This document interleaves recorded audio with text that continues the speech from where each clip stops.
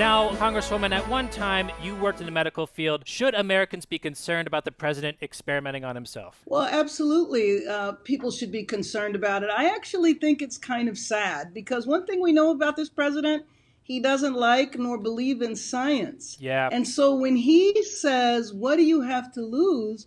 Well, what you have to lose is your life. You know, I think we focus too much on what the president's eating or the pills he's taking. We never talk about the things he's not taking, like restorative yoga classes or creative writing workshops or my online masterclass on how to quantify emotional intelligence. You started talking, I just knew where that sentence was going. We now turn to the big carrot of a story dangling in front of my newsman horse teeth. Nancy Pelosi called the president fat chump on this. I would rather he not be taking something that has not been approved by the scientists, especially in his age group and in his, shall we say, weight group, what is morbidly obese, they say. Congresswoman, the same nation that put a man on a moon, which moon is between you and your God, just had its Speaker of the House call the president fat. Well, maybe we could help him improve his health. And one of the first steps I would take would be for him to stop taking hydroxychloroquine and get some exercise that's not on the golf course. That said, golf is a healthy way to burn off amphetamines. Congresswoman, I am torn here between body shaming and clapback. Because at first I was like, this is fierce. Go, Madam Clapback. But then someone tweeted at me pointing out that this is body shaming. So I actually don't like this, and I never did. It is possible that what the speaker said was okay because she did couch it in scientific terms, morbidly obese, and not Mr. Heavy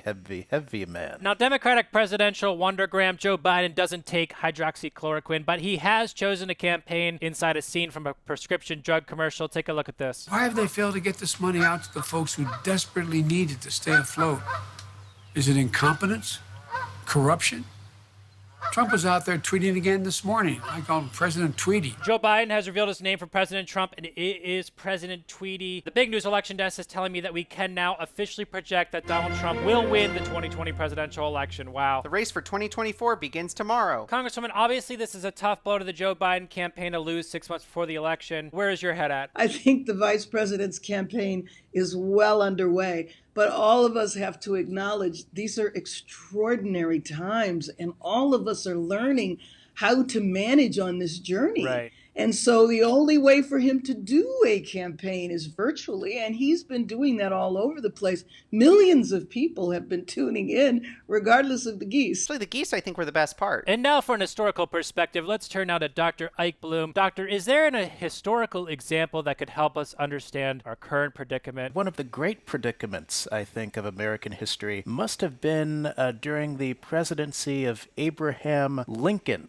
There came a moment during that presidency wherein the president actually died, was killed. What occurred during that time is that they replaced the deceased Lincoln with a new Lincoln. Wow. Now, was it the same Lincoln? No. This was someone who was 5'1", Filipino. He did not speak any English. And Americans just said, we got to follow Filipino Lincoln. They simply closed their eyes and went about business. Now, what about Mary Todd, though? She must have looked at this 5'1" Filipino man and said, something's off here. She actually liked it. She had a thing for Filipinos.